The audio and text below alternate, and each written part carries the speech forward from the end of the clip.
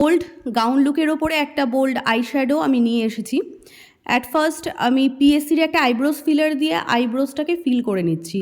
দেন এটা রেকর্ডের একটা concealer palette, high coverage concealer palette.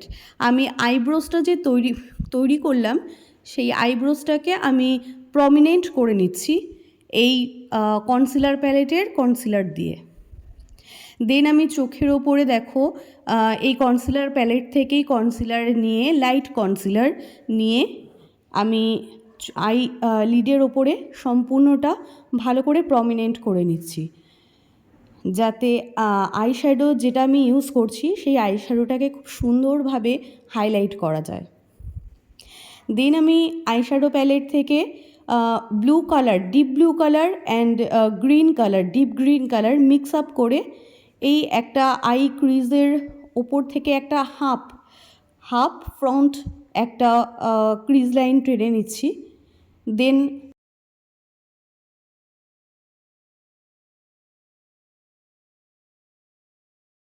আইসের ঠিক পাশ থেকে একটা কর্নার থেকে একটা লাইন শ্যাডোটাকে স্মাচ করে দিচ্ছি। খুব সুন্দরভাবে এই আই শ্যাডোটাকে স্মাচ করতে হবে deep blue and deep green colour দিয়ে। দেন আমি একটা পিঙ্ক কালার নিয়ে আইশ্যাডো প্যালেটের থেকে একটা পিঙ্ক কালার নিয়ে সুন্দরভাবে সামনের দিকের এবং কর্নার থেকে যে কালারটা আমি দিয়েছি সেই কালারটাকে সুন্দর করে আমি স্মাচ করে দিলাম। এমনভাবে করতে হবে যাতে কোনো লাইন ক্রিয়েট যেটা আমরা করি সেটা যাতে দেখা না যায়।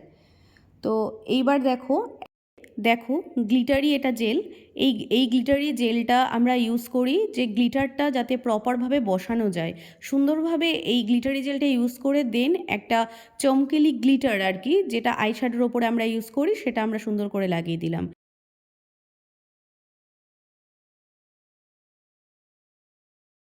দেন একটা হাইলাইটার দিয়ে দেখো আইব্রোজের ঠিক নিচে আমি সেটা করে নিয়েছি, হাইলাইটার দিয়ে এটা হাইলাইট করে নিয়েছি আইব্রোজের ঠিক নিচটা।